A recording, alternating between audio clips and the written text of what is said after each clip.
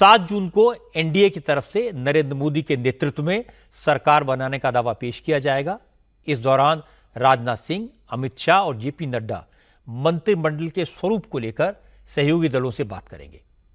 देवेंद्र पाराशर ने बताया कि यह फॉर्मूला तय किया गया है कि 5 सांसदों पर एक कैबिनेट मंत्री का पद दिया जाएगा। इस फॉर्मूले के लेकर बातचीत चल रही है।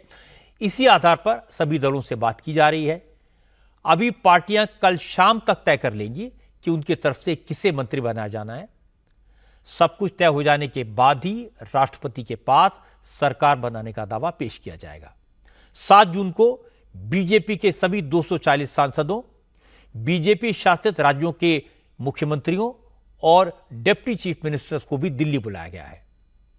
क्योंकि विरोधी दलों के नेता आज सुबह से बार बार कह रहे थे कि चंद्रबाबू नायडू और नीतीश कुमार के सपोर्ट की वजह से एनडीए बहुमत का दावा कर रहा है, लेकिन ये दोनों नेता पाला बदल सकते हैं।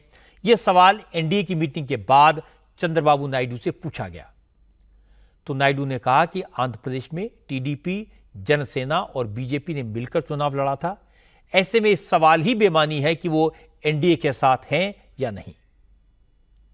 How can we contest elections if you are not a part of NDA?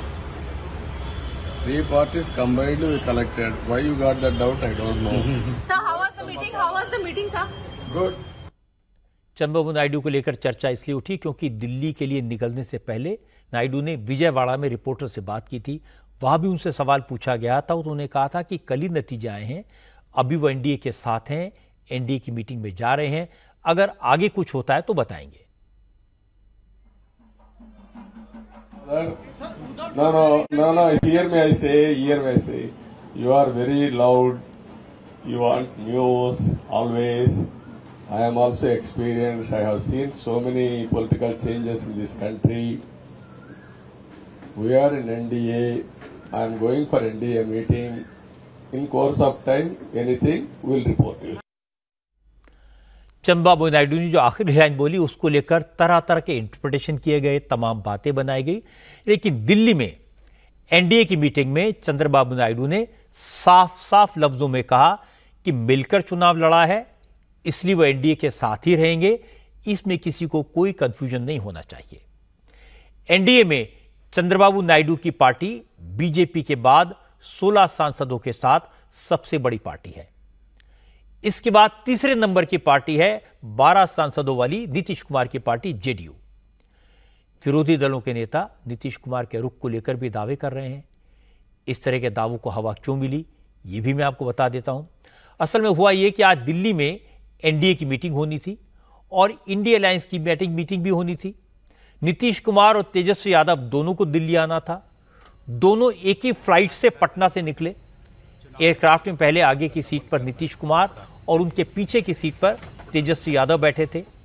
लेकिन थोड़ी देर बाद दूसरी तस्वीर आई जिसमें तेजस्वी यादव नीतीश कुमार के बगल में बैठे दिखाई दे रहे थे और इसके बाद तो चर्चाओं का दौर शुरू हो गया। आज नीतीश कुमार और तेजस्वी की अचानक मुलाकात हो गई।